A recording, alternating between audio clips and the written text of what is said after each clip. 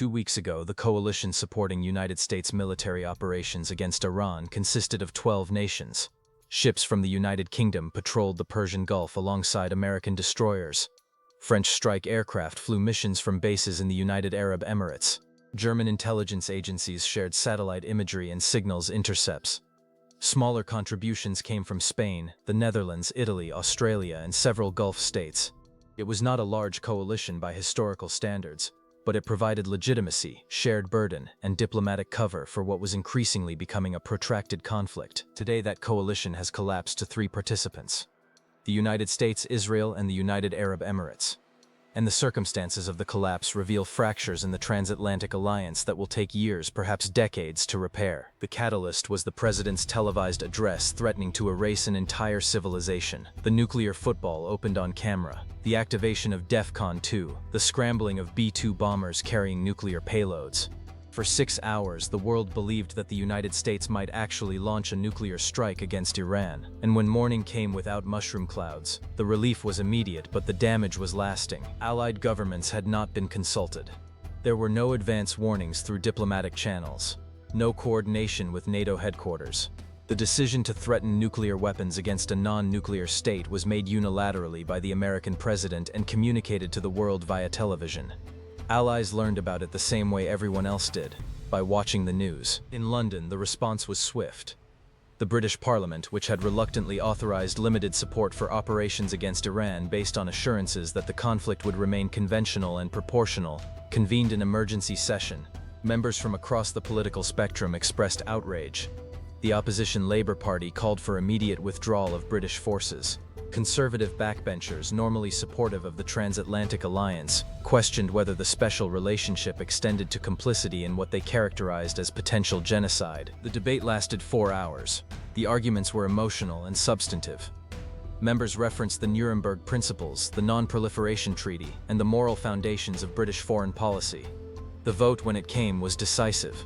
340 members voted for withdrawal. 180 voted to maintain the deployment. The margin was larger than most observers had anticipated. Within 24 hours, orders were transmitted to HMS Diamond and HMS Defender, 2 Type 45 destroyers operating in the Gulf.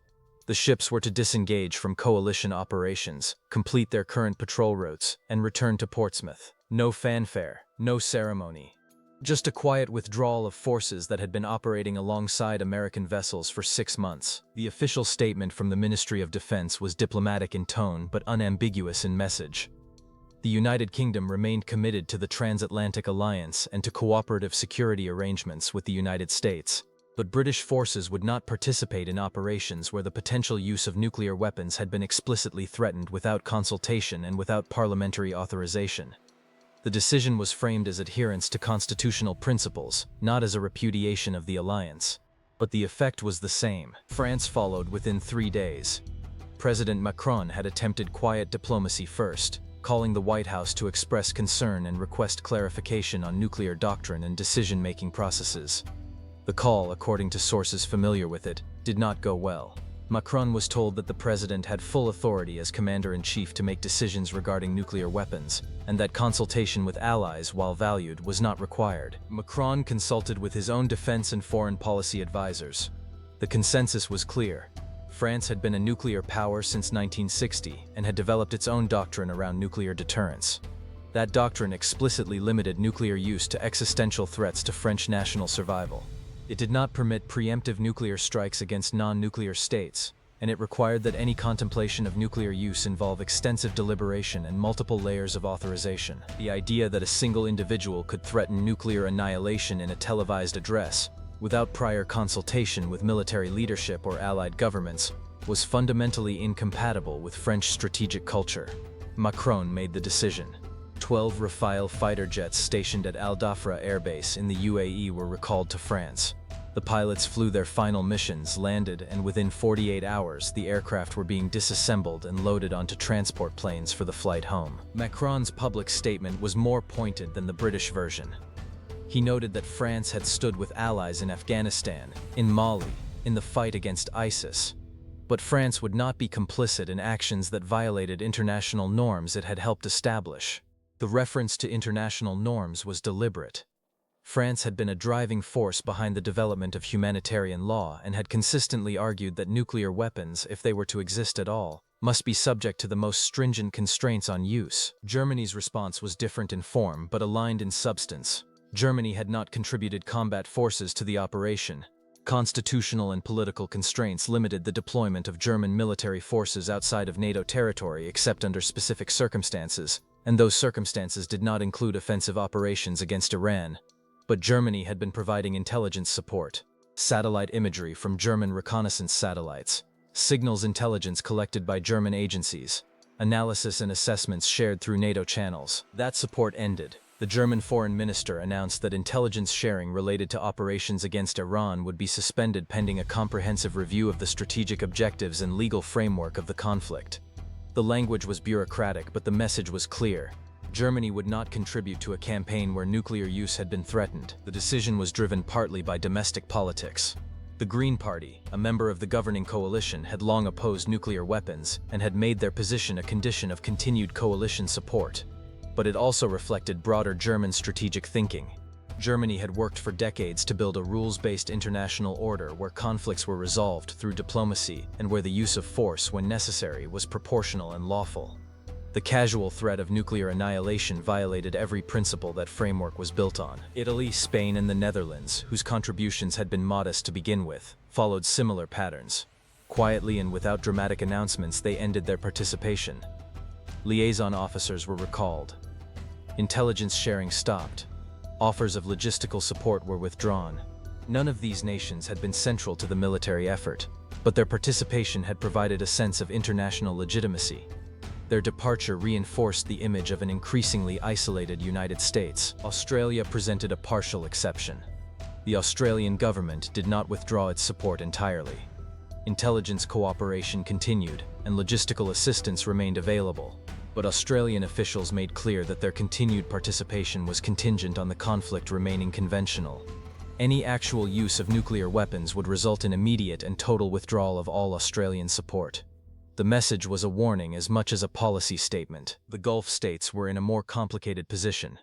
Saudi Arabia, the UAE, Bahrain, and Qatar hosted American military bases and had tacitly supported operations against Iran. But they also lived in proximity to Iran and understood that any escalation, particularly nuclear escalation, could result in devastating retaliation against them. Their response was to maintain a careful neutrality. The bases remained open, but active cooperation ceased. They would not obstruct American operations, but neither would they enable them beyond providing access to facilities that had been leased under long-standing agreements. The collapse of the coalition had immediate operational impacts. The withdrawal of British destroyers reduced naval presence in the Gulf.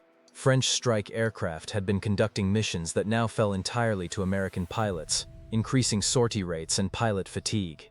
German intelligence had provided coverage of areas that American satellites did not monitor continuously.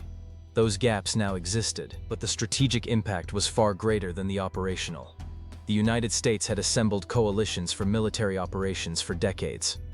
The model was well established. America provided the bulk of the forces and capabilities. Allies contributed what they could, shared the burden, and provided political legitimacy for the operation. The coalition structure signaled that the United States was not acting alone, that its actions had international support, and that the mission served broader interests than narrow American objectives. That model had collapsed. The coalition of 12 had become a coalition of 3: the United States, Israel, and the UAE. Israel's participation was driven by its own security concerns regarding Iran. The UAE's participation was shaped by geographic proximity and complex regional dynamics. Neither represented broad international support for American policy. They represented nations with their own reasons for opposing Iran, reasons that were independent of and in some cases divergent from American strategic objectives. The diplomatic damage extended beyond the immediate question of Iran. The Transatlantic alliance, already strained by years of disagreement on trade, climate policy, and burden sharing, had suffered a blow that called into question the fundamental premises of cooperation. If the United States could threaten nuclear war without consulting allies, what did the alliance mean? If American decision-making could be so erratic and unilateral, how could allies plan their own security policies around the assumption of American reliability? European officials, speaking privately, expressed a consistent theme. Trust had been broken. Not trust in American military capability, that remained unquestioned, but trust in American judgment, in American restraint, and in American willingness to operate within the frameworks of international law and alliance coordination. Those were the foundations on which the alliance had been built, and those foundations had cracked. NATO itself faced an internal crisis. The alliance's charter did not require members to support every American military operation, but the expectation of consultation and coordination was embedded in decades of practice. The failure to consult on a decision as consequential as nuclear threats undermined that practice. Officials within NATO headquarters began to question whether procedures needed to be formalized. Should there be explicit guidelines requiring consultation before major military decisions? Should allies have the ability to collectively restrain unilateral actions by individual members? Those conversations were preliminary and contentious, but they reflected a deeper concern.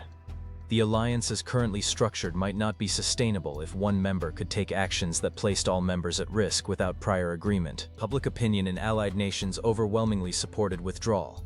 Polls in Germany showed 81% approval for suspending intelligence cooperation. In France, 76% supported the recall of aircraft. In the United Kingdom, 73% favored bringing the destroyers home.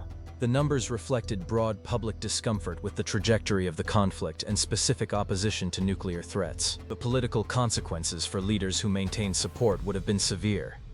Macron, facing domestic challenges, could not afford to be seen as complicit in actions his electorate opposed. British Prime Minister faced backbench revolt and opposition attacks. German Chancellor led a coalition that would have fractured if support continued. The domestic political calculus made withdrawal not just morally defensible but politically necessary. The United States found itself in a position it had not experienced since the early stages of the Iraq War in 2003. Diplomatically isolated, operating without the legitimacy that comes from broad international support, facing questions about the wisdom and legality of its actions, and learning once again that military power alone does not translate into strategic success when allies withdraw their support and global opinion turns hostile. The coalition had collapsed, and rebuilding it, if that was even possible, would require addressing the fundamental question that had driven allies away. Could the United States be trusted to exercise its power with restraint, in consultation with allies, and within the bounds of international norms? Until that question could be answered affirmatively, America would fight alone.